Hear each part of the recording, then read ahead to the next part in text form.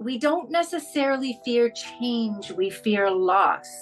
So it's always about the exchange of that. What am I losing? What might I be gaining? Humanity right now, whether they know it or not, is experiencing some profound shifts in this collective awakening, and we're ascending to this higher state of consciousness in some interesting ways. I knew that something needed to shift if I wanted to be the healer that I want to be. And that couldn't happen in that environment of the corporate medicine where we treat people like cattle. Whatever is coming up for you is coming up to be let go of. I feel like sometimes when we have fear, it's one of those things that we are taught to suppress, to pretend that we're not feeling it. When we get out of our comfort zone, when we're able to overcome our fears so that we have an opportunity to grow, that's where we can really have this relationship with fear where we're using it as a catalyst instead of something that's stopping us and hindering us. Hey everyone, it's Sophia from Sacred You. Thank you so much for being here. A quick message before we dive into today's discussion. You may have been watching our videos, but have not had a chance to hit that subscribe button. So if you have gained value from our conversations, from our channel, it would be so appreciated for us if you would hit that subscribe button below right now and even give us a like. What that means is not only does it allow us to grow our subscriber base, but it also allows us to bring in even more guests for you to listen to.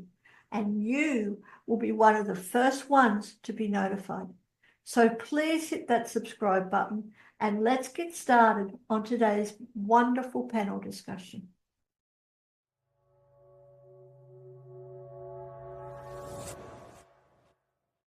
Hello, everyone, and welcome to this awesome Sacred You topic of transforming fear into freedom. Take the courage to walk a new path. Hello, I'm your host, SARA ROCCISANO. I am an author, a travel storyteller, entrepreneur, and motivational public speaker, and I'll be your host today. And with me, I have four incredible panelists. I have Esther Sarlo. I have Dr. SIMI AHUJA. I have ANGILIE KAPOOR and SKYE BAXTER. Ladies, I would love for each of you to take a few moments to introduce yourself as well. Esther, would you please start? Absolutely. Thank you. It's a pleasure to be here. And I am Esther. I live in just outside Vancouver, British Columbia. And I am the founder and CEO of an organization called Mind Myself, MYND. And it's all about complementary, holistic, and integrative health, helping you feel seen and heard and supported as you navigate your health journey. Wonderful. Thank you, Esther. Dr. SIMI, please introduce yourself. I'm actually a family practice physician by training, but I have since left the conventional medicine to pursue my dream of helping to heal others through the power of the mind, which is truly an emotional journey. So I'm really grateful to be talking about fear today. I'm also an author of a book called Raising the Inner Child, Discover Your Unique Path to Healing. I'm in Colorado, United States, and I do have a few meetup groups if you'd like to get a hold of me there. Nice to be here. Thank you, Dr. SIMI. Nice to have you. SKYE, please introduce yourself. Hey, all beautiful peoples. I am SKYE and I'm a holistic practitioner, but I specialize in all things shadow work and generational trauma and healing and past life healing. I'm also a mum of two beautiful boys, and I guess you could say I'm also an author. I have just released my very own Oracle card set that only literally just arrived last week. So that's super exciting. That is exciting. Very cool. Congratulations. And ANGILIE, please introduce yourself.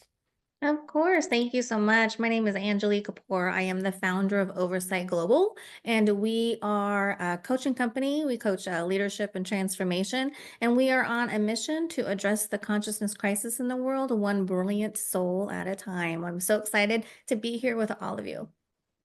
Excellent, excellent. And this is a great segue to explain a little bit about what this topic is about, and including the topic of consciousness. As we in the spiritual community know, there is a shift going on, a collective awakening of sorts into this 5D, as it's called.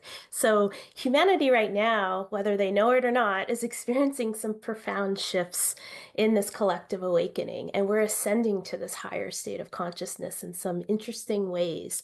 And this shift is bringing some visible changes to the transformation around us in the physical 3D world. So this is what this panel, this of esteemed guests here, are gathered today to discuss a bit about how this shift creates change, and how change in some ways can be feared, or in other ways it could really elicit some freedoms, whether that's in your spiritual life or in your working life. So we'll touch upon a few of these topics, such as career shifts or life shifts.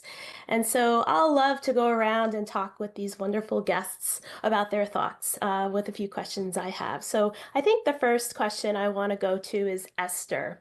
So Esther, in your opinion, how do you know it's time for change? What a great question to start us all off, really, truly. I believe that we notice that it's time to change when we notice. So that means we have to pay attention. So being present and looking around and feeling our feelings and going inside, I think is absolutely critical for recognizing when it's time to change. And as has been said, we don't necessarily fear change, we fear loss. So it's always about the exchange of that. What am I losing? What might I be gaining? And an example would be a family may decide to move. One of the parents has a new job and they're going to get a bigger house and a pool and all kinds of other things, but the children don't want to leave, because they have their friends, they have their familiarity things and all the things that keep them safe. And the parents can say till the cows come home, oh, but it's going to be so awesome. And they go, yeah, I don't care because of what I'm going to lose. So I think we have to check. Those are kids, but we have some of that inside of us. So I think we have to check internally. We have to listen to ourselves. We have to pay attention to how we're feeling about what's going on around us. I think that's where it starts. And recognizing, is it working for me or is it not? Are the pros outweighing the cons or not? What am I compromising on? And what should I not be compromising on? That's where I would start. Wonderful. It sounds like we're tapping into an internal understanding, an internal knowing of our consciousness. So I want to pivot to Angilie and go into this a little bit more about consciousness and change, and identifying whether you know it's time for change from tapping into that consciousness.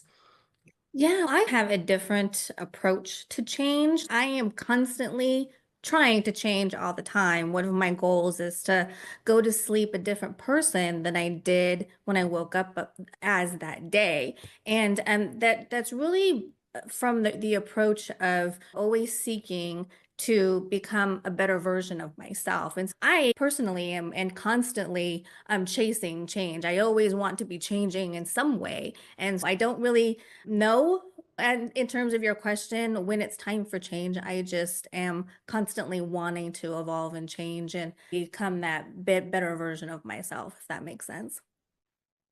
It does. It sounds like we have boundaries and we have principles and we have a set of frameworks that help us identify whether change is in the horizon. And so I'd love to go to Dr. Simi about that and talk to me about your thoughts on change and how do we tap some of these frameworks or some of these definitions personally, and how it also relates to our internal sort of compass as it pertains to consciousness. Yeah, what an interesting conversation. Change. I think I would agree with both Esther and Angilie. Change happens in my life in moment to moment. How am I perceiving something? How am I doing something? How am I looking at something, thinking about something? That's a constant change, right? And in Esther's opinion as well, change for me, change is also a bigger spectrum. For instance, change of a job. When I left my job back in 2013 as a conventional medicine physician, I knew, in that sense of knowingness that you hinted towards, Sarah, I knew that something needed to shift if I wanted to be the healer that I want to be. And that couldn't happen in that environment of the corporate medicine where we treat people like cattles, where we treat people like a number. And as long as we're in that phase, I knew that I couldn't be the healer that I wanted to be. So the knowingness came through that I needed to leave the job in order for me to discover who I am. So that's a bigger change, right? And in that bigger change, in order to become who I want to be, there has been moments of self-reflection and then moments of subtle changes. I've noticed that even how I eat has shifted a little bit, even how I drive shifts a little bit, how I walk shifts a little bit. And as we go through these, as we step into this more in a conscious way, that yes, this is who we want to be, I feel like change is a living, breathing, dynamic process that then follows us depending on what we as co-creators or creators want to do. So it sounds like an internal compass of sorts that we're able to identify within what feels right, what doesn't feel right, and how we justify it to the outside world that may or may not be changing.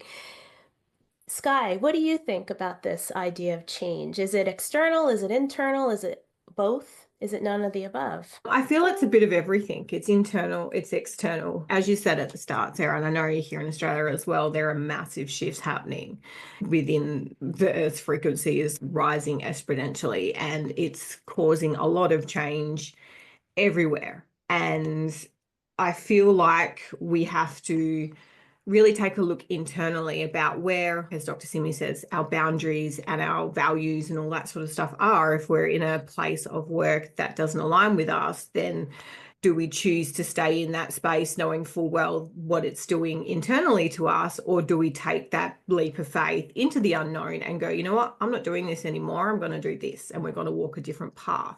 Or do we have that fear of, I fear change so much that I'm just going to do what this person says because then I don't have to think?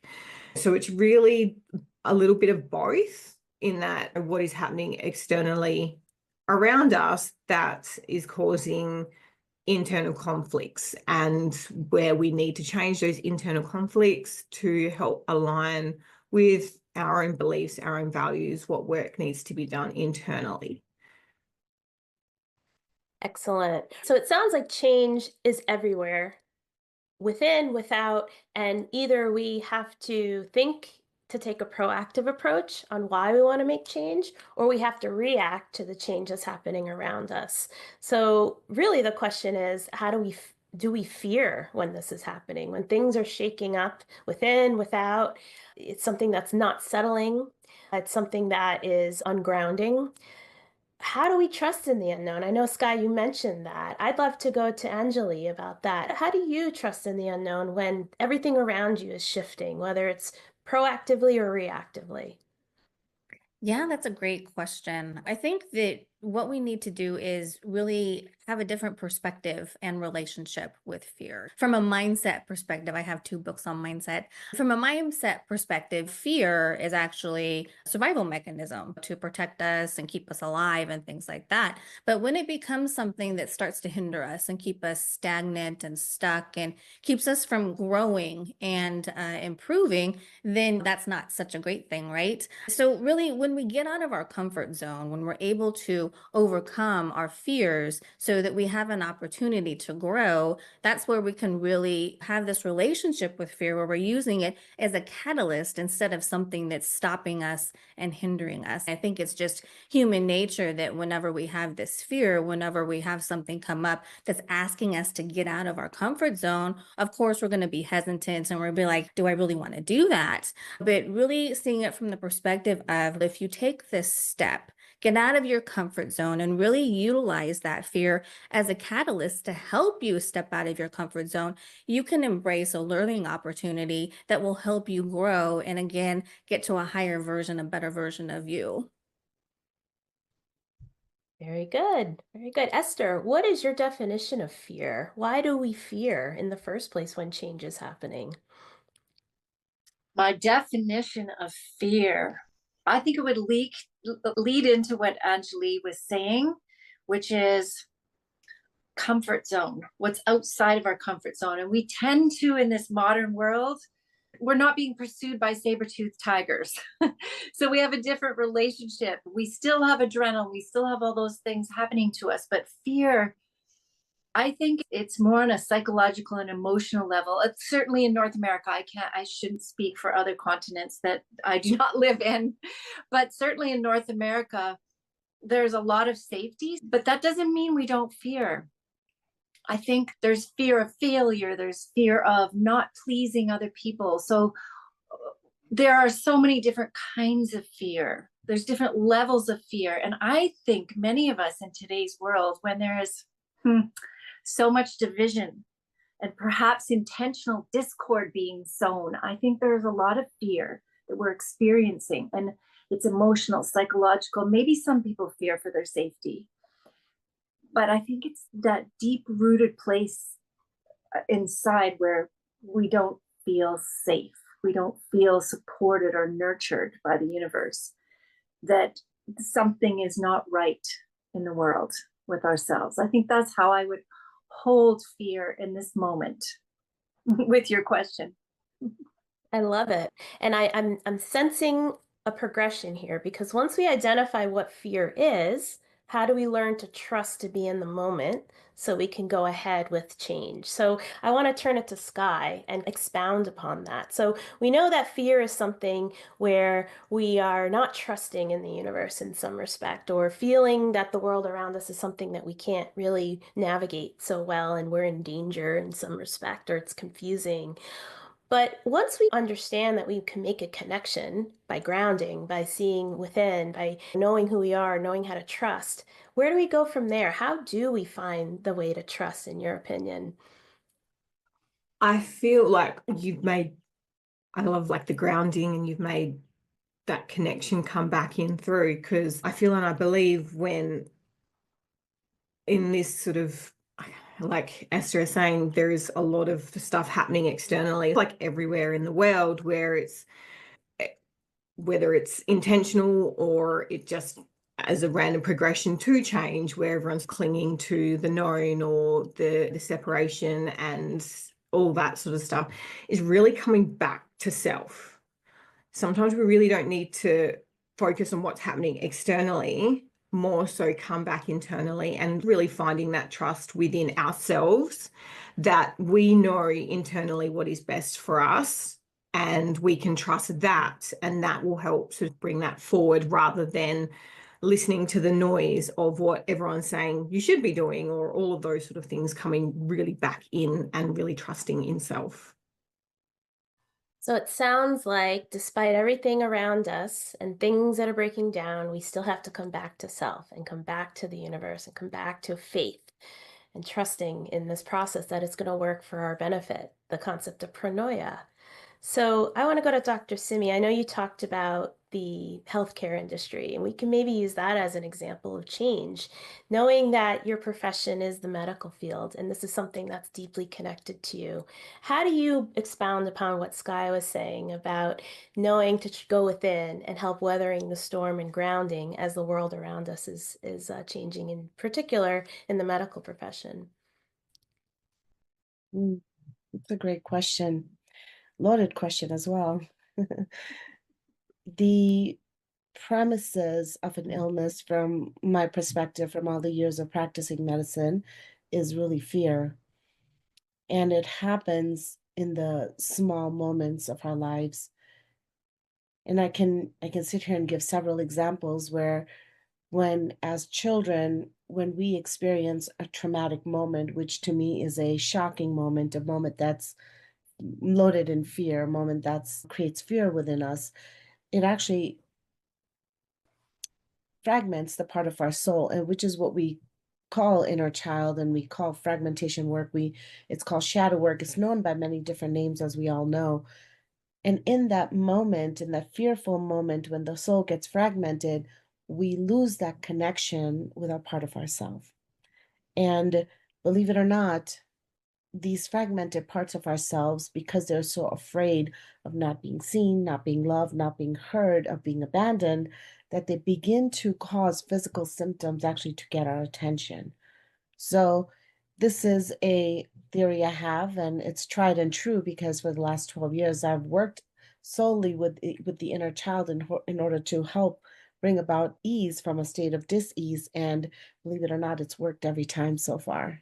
And I cannot recall an instant where this my way of practicing medicine has not worked. So fear is very much involved in our physical illness, and yet nobody talks about it like it's some sort of a big secret, right? We're not taught this in medical schools. And so this is what makes me so passionate about the work that I do. Can we bring this to the fast forward into today's day and begin to change? And how do we begin to change? By connecting with that part of ourselves who's so fearful. So this is where you can see change and fear go hand in hand and bring about wholeness if we allow it. Love it. Anjali, I want to go to you and piggyback off of what Dr. Simi is saying. How do you work with your clients when they come to you and they're scared and they're fearful and there's change abound? What do you recommend to them? Yeah. So with my clients, when we're talking about fear or fearing some sort of change that's happening, I really help them to look at what is it that you're afraid of.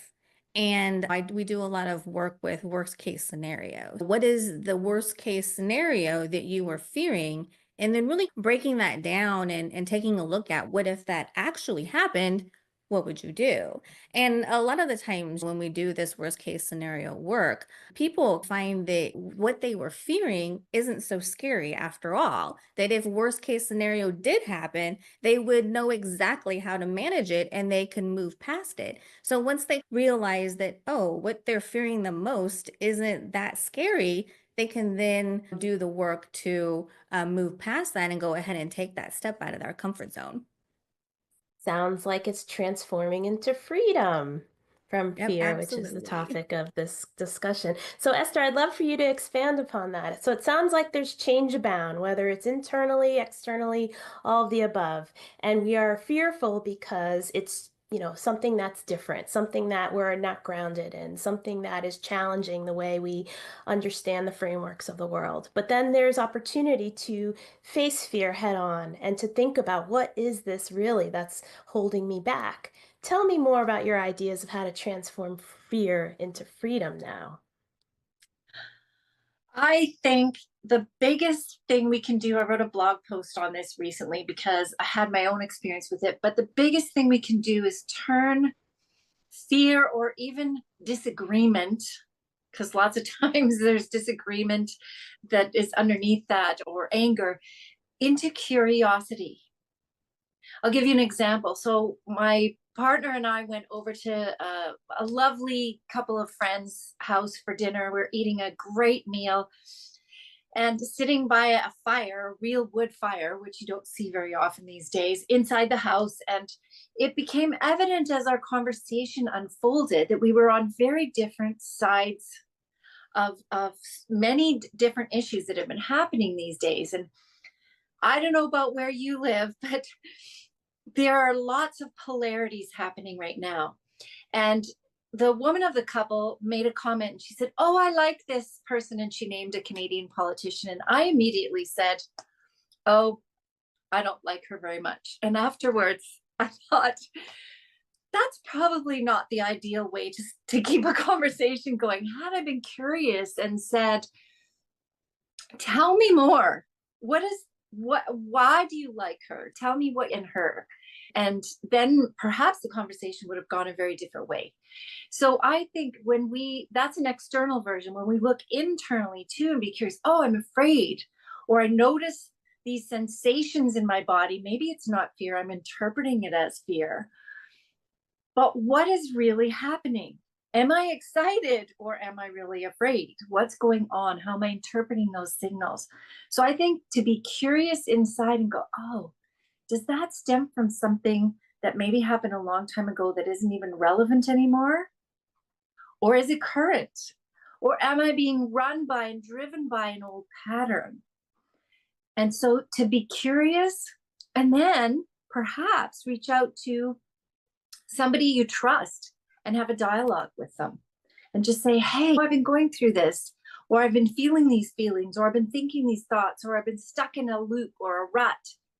I'd love to bounce some ideas off of you so that maybe I can get a different perspective. So I think curiosity, going inside, and also connecting with somebody else, because sometimes we can get really stuck in our own miasma of fear or confusion, and it just shifts to have another perspective. 100% agree. I literally was in this situation yesterday. We've been forming our trusted tribe of friends in this time of change, and people are curious, what's going on spiritually? What do you think? What do you know? This is what I'm feeling. Is this what you're feeling? And someone reached out to me yesterday on text and just wanted to talk, was curious about my perspectives on spirituality. And the reality, I think, is that we're in an infinite kind of environment, universe of energy that's constantly always just continuing to change and unfold. Change is the only constant in life. And so knowing to not fear is an aspect of trying to navigate this change in a trust, a deep trust. So I want to pivot to Skye and get your thoughts as well about identifying fear, seeing it as a perspective potentially, and then learning how to maybe cultivate that into freedom. Yeah, definitely. Through one of my recent certifications, I really learnt this really cool thing to remember. It was like a quote, and it was one of those things I was like, I'm going to keep that because that's fucking brilliant. And that is, whatever is coming up for you is coming up to be let go of. And I feel like sometimes when we have fear, it's one of those things that we are taught that to suppress, to pretend that we're not feeling it, to go, no, we're just gonna push it down and just keep moving. And you know what, sometimes you need to have it come up so you can let go of it and go, you know what, I'm actually pretty, talk through it, as Esther was saying, get out of your own head and go, you know what, I'm actually feeling really fearful, or I'm really scared of this. I know it's just something that's coming up. And once you can pull the thread of that and find out, even what, as Angelie was saying, what is the worst case scenario? What's the worst thing that can happen? What's the best thing that can happen? How do we move in the directions of where we want to go? And knowing a lot of the times, as Angelie was saying, whatever the worst thing can happen is really not as bad as what we may have perceived it in our own mind. We can let go of that and go, okay, cool, we're here now. Or even as Dr. Simi was saying, it is that fragmented part, that shadow part that's coming up, that's fearful of being seen or heard. And that's when we can tap into self and go, it's okay, I've got you. I can hear you, I see you, I've got you. We're okay, we're safe. And continuing to move forward in that aspect of a bit more of the mindset, or even the spiritual, of that integration of the fragmented self, to know that, yes, we are all primitively wired. No, we're not running from saber-toothed tigers anymore, but that same feeling within the nervous system, because of how we're wired with things like fear, still sets that off. So being able to come back to self and go, no, we're okay, we're safe, this is all good, and moving through from there, I feel is a really good sort of tool we can have to really transform that, as well as breathing. Yes, breathing. Take a deep breath and ground, and take a moment to just observe. Am I okay? Is this all right? Is this truth in front of me? Angelie, how do you coach your clients about spiritual tools or spiritual understandings to help navigate fear and change? Yeah, so I actually teach, I call them the 5 core human components, just a holistic approach about your well-being and stuff like that: physical, mental, emotional, energetic, and spiritual. And I think spiritual is not about any religion necessarily. It's more about a connection to everybody is this collective, that we're all here, and really in some perspective we're really connected to each other. And because what I talk about this a lot when I'm talking to workplace managers and helping them to recognize their impact. The words that you say, the things that you do have impact on other people. And it's not just that one individual that you might have on your team in the workplace. That individual takes that impact home to their family, their friends. It radiates into their neighborhoods and their communities and towns. It goes on and on. So I'm really starting to understand just how much we impact one another and just how far that impact can extend to. And I think when we're tapping into spirituality, it's about this consciousness of having this connection with whether that be a higher being, a deity that you feel you're connected to, or maybe it's the universe, the earth, and just recognizing that connection and how that is a part of you. And then also how that connection with other people also affects really all of us in this kind of unified collection. Beautiful. So it's about connection. It's about a collective consciousness. It's about a tribe. It's about support. Dr. Simi, do you input some of those thoughts into your medical practice where we're bringing together community to help one another? Yes, actually, it's been one of the most difficult things to do because as long as we're in fear, we can't form a community. And when we begin to truly look within and integrate those parts of ourselves, and we can make the foundation of self-love as a foundation of that community, that's when we begin to form those greater connections. In fact, that has been one of my greatest frustrations. In fact, that when I see people in my office, they're so inspired, then they want to go home and do this work. But when they step outside, they don't have the communities, right? At least they didn't back then, like even a few years ago. But now with the internet and all that, we do have virtual communities, but I still feel there is obviously time and a place for that physical community. I know I personally craved that growing up in India, and I would love to see those physical communities being formed with the foundation of self-love. That is something that I feel that we as a society can work a little more towards. And Esther, so I want to go back to you about that, the idea of community and what you were saying before about some polarization and a need for curiosity. What do you think can be done in your community to help bridge together so we can assuage any sort of fears about the unknown? It's a big ask, Sarah. I think, what could we do in our communities? I think one thing we need to do is examine our own stories that we tell ourselves. I brought a quote to this. Let me just read it so I can quote it accurately. Mark Twain, a long time ago, said, "My life has been full of terrible misfortunes, most of which never happened." So sometimes we're really convinced that we have a handle on the truth, that we know what is going on, whatever perspective or side or stories we tell ourselves. If we examine our stories and say, is that really true? Do I know that it's really true? And this could refer to the work of Byron Katie. And look at it and examine it and go, I'm not certain. This matches all the sets of beliefs. This is all the information I've pursued. This is what I've looked at. This is where I've taken a deep dive. And I think it is.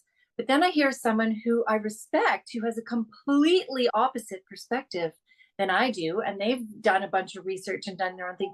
And here we are with opposing views, shall we say. And how do we listen to each other? And so looking at our own stories, but holding them lightly. And I think at root, the answer really is love.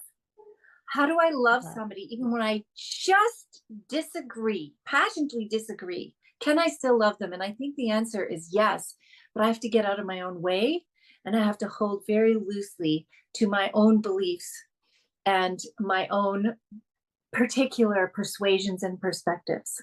So I think that's at root of all of this. It's at root. I have to love myself enough to be strong enough to hold different points of view. And really, I'm called to care. So I need to love those around me. I think that's the bedrock for answering your question there, Sarah. I think that's beautiful. It goes back to a spiritual sort of grounding, right? What are my foundational truths? And at the end of the day, it's love, right? Isn't that what the creator is? The highest vibrational energy that is the creator energy is love, unconditional love, unwavering faith, and knowing that I'm cared for and there's abundance for me. Sky, how do you see that in terms of love and fear and freedom, how it all interconnects? I feel like Esther explained that beautifully, is that it really does come back to love. And a lot of what is happening externally with around fear and around division and all that sort of stuff is core root is fear. And if that's that division of you have a completely different viewpoint, therefore you're wrong and I'm right, and that creates further division. A lot of evolution and how we grow as human beings even is that to, and I guess a really good core of emotional maturity is knowing that you can still love that person even if they've got a completely different viewpoint to you, because it is their life. How they see the world is going to be different to how you see the world, and that's okay. It doesn't make that person wrong and I'm right. It just means that it's a different viewpoint, and there's really nothing wrong with that. I guess in some ways, shape or form, I was having a sort of similar discussion with a surgeon because I had to go have surgery 3 weeks ago. And I came out of that and I said, can you stop listening to react and start hearing to respond? And that means that we're going to put away our stories or all the things that we tell in our mind and actually just hear what this other person is saying and put ourselves in that person's shoes, see the world, see, hear, and feel the world how they feel it, so you can respond venom or hatred or anger or whatever, because it's bumping up against your own beliefs or your own fractionations or your own triggers or wounds or all of those sort of things. So really coming back into that, I feel, and still loving. If you love yourself enough, then you can accept yourself for who you are in all things. Then you can accept the person that is in front of you for all their things, no matter how different that they are. I love that. Anjali, I see you're shaking your head in agreement. Have you found examples with your clients that they go from fear to love to I seeing a sense of freedom as their sort of transformation and aha that happens for them?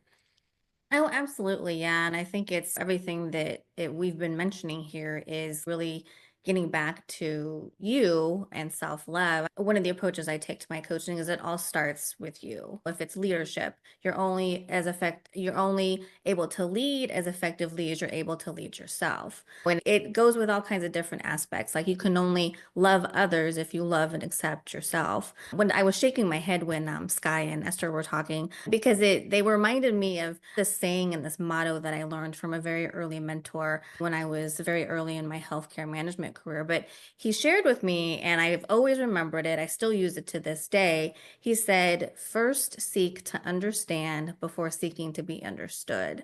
And again, it comes from that place of getting out of the issues that you might be experiencing internally and really stopping to listen to somebody and really making that attempt to try and understand where they're coming from. And I really experienced that in real life when my husband and I, back in 2022, we packed up and sold everything and rented out our house, and we started traveling the world for full time and seeing, different perspectives around the world and experiencing different cultures. That's like living that motto in real life, right? Being in different parts of the world and meeting different people and how they live their lives. It really was really soaking up that different perspective and that different culture and really wanting to understand that from a pure place of curiosity and not putting any type of judgment or comparison on that. I love that. So you took the bull by the horn and you decided you want to change, and then you went for it. And that's beautiful spirit, because you trusted that things are going to work out for you because it felt like the right decision for you. That's wonderful. Dr. Simi, I want to expound upon what Anjali was saying about what happens when it's time for change. You recognize the change and you're going to take charge of the change.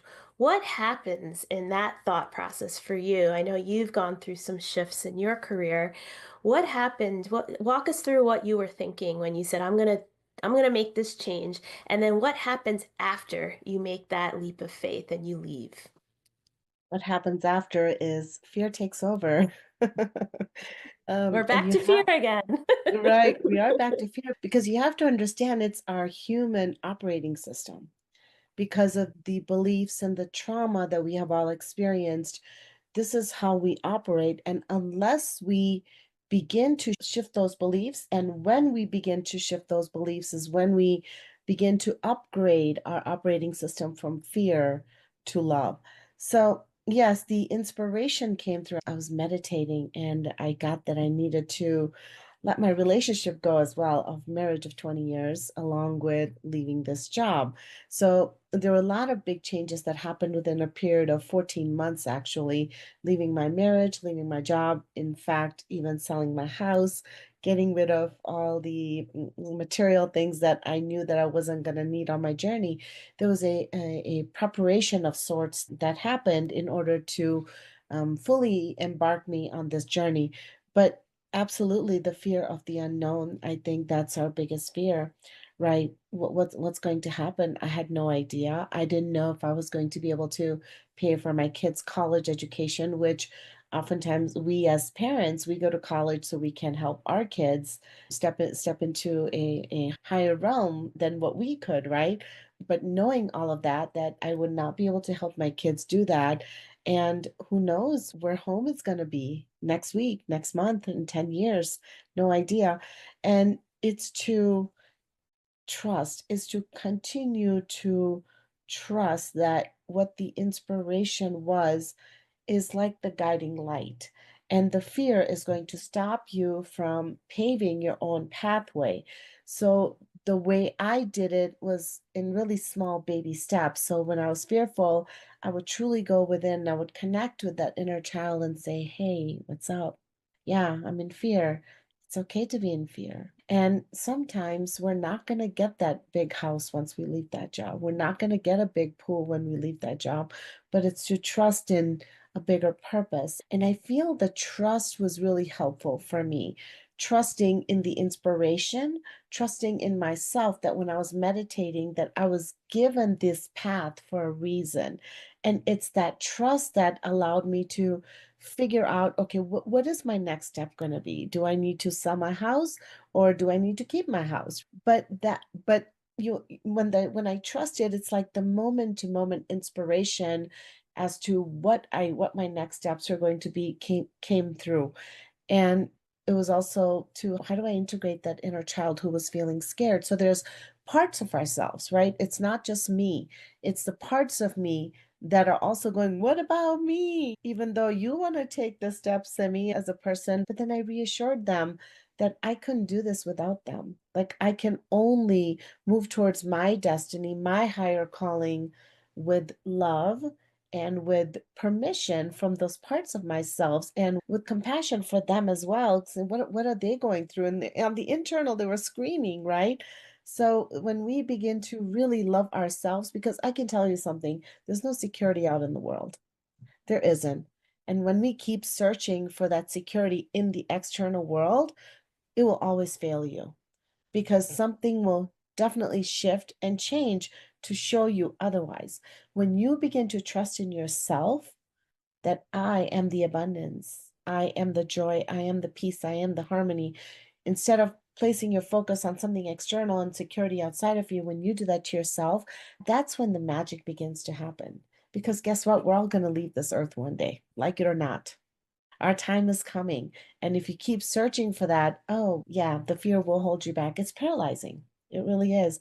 And so trust and love and compassion for yourself first, because you cannot love and trust and have compassion for someone outside of you unless you first begin that within yourself. So that's Well, the foundational piece. that's wonderful, Doctor. Thank you, Dr. Simi. It sounds like you had a lot going on and you navigated it to the best of your abilities and then some. And here you are with some freedom. And it sounds like it's baby steps. moment to moment, keep checking in, keep assessing. And I can concur. I had the same with myself. I hit a brick wall with my career and I just surrendered. And I just trusted that things are going to work themselves out and yada, yada, yada. 3 years later, as you all know, I mentioned my first book's going to be published later this year. I just got the cover for the artwork. And that was my driving force. I said, I'm going to quit my career, sold my apartment, I left New York City, I'm going to write a book. And the rest over time, little steps unfolded for me. So I trusted in the unknown that it's going to deliver. And now I have this beautiful freedom. Skye, I'd love to go to you next. I know you are an author of oracle cards. So that could be a tool for helping us in the spiritual world as we decide that I'm going to make a change. This feels right. I'm fearful. I feel like I want freedom at the end of this effort of deciding I'm going to take a leap of faith. Help us understand your thoughts about authoring oracle cards to help navigate as a tool to get us from fear to freedom. Yeah, definitely. Well, I guess my journey into creating my oracle cards is that I work with Shadow, a beautiful astrologer and friend of mine. She called me the torchbearer. I'm there to guide people through the darkness and into finding their own light. And upon hunting, there wasn't really a good deal of like real shadow work cards. And I really wanted to create something to help other people. And when I was going through all of them and writing all the descriptions and all that sort of stuff, I really created them as a tool. So whether or not you find yourself doing a typical spread, or I'd really created them as to work with until integration happens. So because I'm a visual person, I'll use an example. So this is one of my cards here, and I've actually put all the descriptions on the back of the cards. So there's no book or anything like that. And the way I created them is at the bottom of the description, there is a journal prompt or a meditation practice or both or one or the other. I really created them so we can really step back into ourselves, whether that's through journaling, or whether that's through a meditation, or whether that's through an activity or a ritual or something to really connect in and actually help us to integrate these parts. I really created them in that aspect, but whatever, if you're using oracle or tarot or any of those things to help connect to guides, to the people that are here in the universe to help and support you. If you don't like what you pick up, don't put the fucker back. Sit in that uncomfortable space of, I guess, being called out by your cards and going, okay, what does this mean? What does this mean for me? How is this growth happening? How are we navigating all that sort of stuff? So yeah, that really, I guess, how I use them and how I sort of really created my deck to really support in someone else's journey upon through that realm, through that darkness into, as Dr. Singh said, those fractured parts of ourselves that due to conditioning, due to trauma, all those things that are there screaming in the shadow, I'm here, what about me? Yeah, what about me? Here to look and address in the mirror. Esther, the last question will go to you, and then we'll wrap up with our last thoughts. I also want to understand from your perspective what happens when we do decide to leave, and now we see the freedom ahead of us. What do we do? What happens at that point, in your opinion? I think taking a deep breath, taking the time you need, if you have it, to make a decision, and then go all in. Sometimes it just comes down, you pull up your big girl pants and you say, I've made this choice, I'm going to go for it, and then be committed. I can just look at myself as it's 4.5 years old, and I had no plans to do this. This is not something the trajectory of my life did not seem to be leading here, but here I am. And I've created this website, and some of it has been sheer dogged determination to not quit. That's the truth. And another part is, now that there, I feel like it's a bit of a calling, and it's not the be all and end all of my life, but it's something very significant and powerful that I've created, that is this place where, in particular, women in their 40s and up can come and feel seen and heard and supported. And I had to do a lot of slog work to get it to where it is today. And it's still in the first phase. I'm sure there are other phases that will emerge. And a key, I believe, after we've leaped, after we've taken that big step into the unknown, is self-care along the way. And not to get caught up in this huge cycle of, yes, I've got this big, huge plan and work and never do anything for yourself. You have to, I have to take time for me and find joy in whatever, whether it's in mind myself or playing games or eating delicious food is a foundation. I always will talk about that. Find the best, most nutritious, most whole and healthy food you can as a foundation for everything, and drink lots of water. Just saying. And then when we do what we need to do, we nourish our body, our mind, and our spirit. And I think we have to do that no matter what we do. When we leap into the unknown, and I don't know if I trust in the unknown, but I make a decision and I leap and I go, okay, I'm going to go for this, wherever it takes me. And maybe that's trust. I don't know. But I think self-care and absolute determination to put one foot in front of the other and find joy in every day. I love that. And it goes again to what we're saying. It's knowing who you are within, knowing what your frameworks are beyond the within, the external world, love that overcomes fear, and then some sort of trusting in some sort of power, some sort of unknown, possibly. And then we move forward in freedom. It sounds like we got this, ladies. Well done. I would love to go around and have you all say a bit or two about what you'd like to, what you're working on, what you're focused on, and then we'll wrap things up. Skye, would you like to go first? Skye Baxter. Currently, I'm focusing on recovery.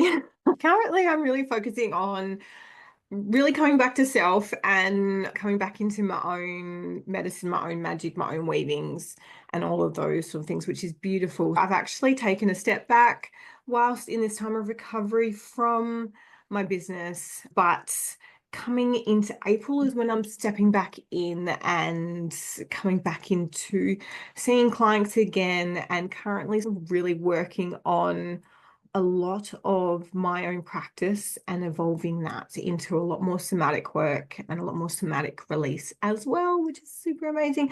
I also have a tribe within Sacred You, again, currently on pause due to my recovery, but I have a tribe called Awaken the Depths. So we talk all things shadow work, a place to come and feel safe, feel seen and heard into navigating this realm of the unknown, of the shadow, which I'm having so much fun with and can't wait to get back to. But yeah, really just making sure I'm stepping into the space of recovery and self, as in, like the girl said, massive amount of self-care at the minute. Wonderful. We'll feel better soon. And where can people find you? They can find me on Facebook, so I come under SKYE Louise, or on Instagram, which is SKYE_shadow coach, or even in Sacred You. As I said, I have a tribe within there, so they can find me through that as well. And then my website is www.skyebaxter.com, and they have all my details and all my offerings in that. Thank you for that.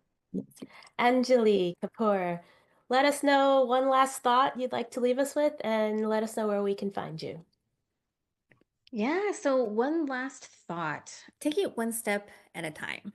With change and fear, again, it really comes back to yourself and having that self-awareness and that consciousness of what your feelings on change and what your feelings on fear are and how you move forward from that. But that would be my tip, is just take it one step at a time. I think we've all learned that when we try and create or make these massive changes in our life, they don't really stick, right? It's really those small, consistent steps that really, and later, 30 days or 6 months from now, just doing something small and consistently every day, they add up to something huge, that compound effect. So yeah, just take it one step at a time. And then currently what I'm working on is I'm actually working on a new women empowerment program called Unveil Your Brilliance. It's actually a kind of a program / community that I'm really excited about. And so if anybody wants to check that out or connect with me on my socials, you can find absolutely everything on my website, which is oversightglobal.com. All of my socials, my YouTube channel, my TV shows, I have 2 of them. And yeah, my books are on there. So absolutely everything. And then if you want to check out the new program that's coming out, you can do that there as well. Excellent. Very cool. Congratulations. Esther Sarlo, leave us with one final thought and let us know where we can follow you. Absolutely. My tagline for Mind Myself, and I wear my little shirt here, it's because you matter. Always keep that at the forefront. Really, you matter. Your decisions matter. Your choices matter. Your thoughts and feelings matter. Your healing matters. Your journey matters, and you matter. So whatever you do, take a breath and make sure you learn to love yourself even more every day. That's a key thing. Find what you need, wherever that might be. And what I'm working on right now is I am so delighted to have a few public speaking clients who are working on talks out in the world. And it's just so delightful helping them hone their ideas and thoughts and working with the whole embodiment piece, because it's not just the thoughts and feelings that we share, but it's how we express. And I'm loving that. I'm loving promoting the Mind Myself website and invite everybody to go there. All the resources are free. And it's just such a powerhouse of information. So it's a great place to start and find the beginnings of information for your health journey. And I've also been a collaborative author in a book project called Epic Transformations. So if you want to check out that book, there are 16 authors in total, and that's on Amazon. So that's something else. You can reach me on my socials. I'm sure they'll be in the notes here as well. Esther Sarlo, that's my name. There are only 2 of us in the whole world, and one is a young Asian woman. So that's not me. The other one is me everywhere. So come visit Mind Myself and reach out if you need some support with public speaking and presenting. And I leave you with, I do all of it because you matter. Excellent. Thank you for that, Esther. And Dr. SIMI, AHUJA, please leave us with one last thought and where we can find you. I think these ladies have summed it up beautifully. And I'll just say I'm on the same page with self-love. And I continue to help people deepen into self-love and what does it really mean to love yourself. And if you're interested in learning that, would love for you to get in touch with me. I do hold meetup groups in Denver. One of them is the inner child work. The other one is mind-body exploration. How do we begin to heal our physical bodies through self-love? So I would love for you to join me in those 2. And what is self-love? It's a deep transformative process, and it doesn't happen overnight. So I encourage you to check out my book called Raising the Inner Child, Discover Your Unique Path to Healing. It will serve as a reference point as to what does it really mean to love yourself. And you can always find me on my website as well at drsimissays.com. That's DRSIMISAYS.com. Look forward to hearing from you. Thank you. Very good. Thank you, Dr. SIMI. And I'm SARA ROCCISANO. I'm founder of EmboldenAdventures.com, EmboldenAdventures.com. You can find me there and figure out when my book's coming out. Sign up the listserv there. I'm a motivational speaker, an author, an entrepreneur, a travel storyteller. So thank you, everyone, for joining us on this Sacred You. Transform fear into freedom. Take courage to walk a new path. I'd like to invite Sophia Soul, if you're still there, if you'd like to pop in and say a few words. Thank you. Thank you, Sarah, for facilitating an incredible panel discussion. Thank you to all these amazing women who have just given an hour of their time, an hour plus of their time, to share all the wisdom about really transforming our fears, facing them. We've got this. If you just step into it, and we've got this. If you need any help, click on the links below and reach out to these amazing women who are coming to us from all over the world, different parts of the US and Canada and Australia. So it doesn't matter where you are located. Check them out, connect with them. And again, thank you ever so much. I've been sitting in the background writing lots of notes. Love all the tips. And for everyone who is watching, check us out at Sacred You. Come and join us. Come and join us just for $1. And for that, you get 2 weeks of trying out all our tribes, including SKYE's incredible Awaken the Depths tribe. Oh my God, that's been so transformative for me, and I'm looking forward to when it starts back up. SKYE, which will very soon, and all our other tribes. Check out the link. $1, you get 2 weeks. Then I think it's only $15 US a month. Not much for the amount of value that you get. Also, check out all our other upcoming panel discussions on our website, which is www.sacredu, that's the letter U, .love. Huge community of women who have got your back. We're all walking a similar journey and we're all here to support each other. And again, thank you to Sarah. Wonderful panel. Thank you to Skye and Angeline and Esther and Dr. Simi for joining us again. Looking forward to the next one. And we will see you next time. Thank you. Thank you.